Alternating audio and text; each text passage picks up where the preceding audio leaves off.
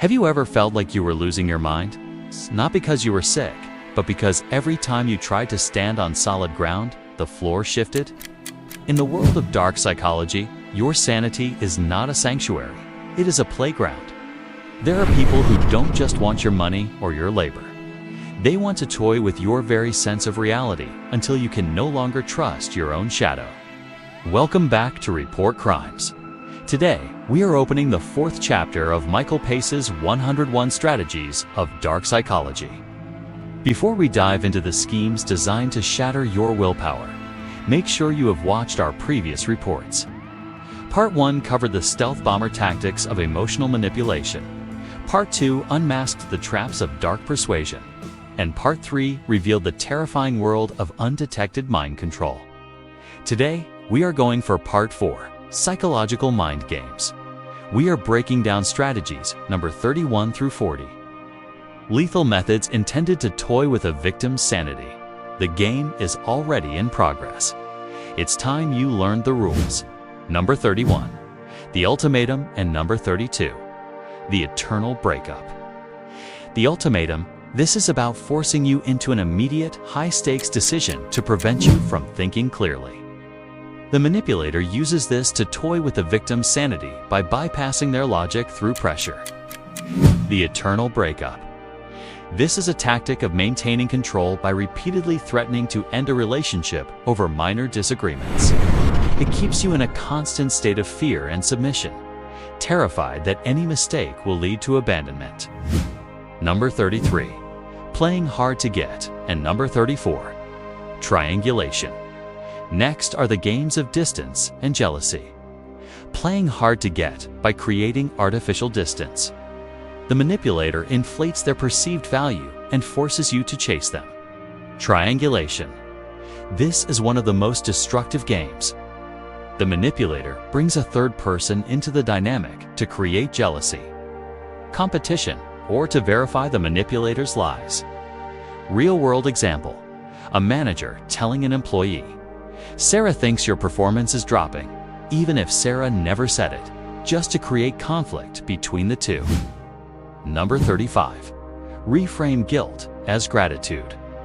This is a sophisticated twist on the conscience. Reframing guilt as gratitude. The strategy is making you feel that a favor done for you is so massive you can never repay it. The trap which turns your guilt into permanent, forced gratitude. Real-world example. An abusive parent reminding a child, "I gave up my entire career to raise you," every time the child tries to set a boundary. Number 36. Disorient with kindness, and number 37. False exit. Confusion is a manipulator's best friend. Disorient with kindness. Being unexpectedly kind immediately after being cruel. This keeps you confused and unable to label their behavior as abusive because you're always waiting for the kind person to return. False exit. Pretending to leave or give up to make you beg them to stay. This engineers a state of dependence where you grant the manipulator even more power just to keep them from leaving. Number 38. Validate, then invalidate. This is the roller coaster of self-esteem. Validate, then invalidate. The strategy is building your confidence up with intense praise, only to tear it down suddenly. The goal is that it makes you desperate for the manipulator's approval again, as you try to fix whatever you did to lose their favor. Real-world example. A critic praising an artist for months, then calling their new work a complete embarrassment. Number 39. Cloak control and care. And number 40. Shift the spotlight.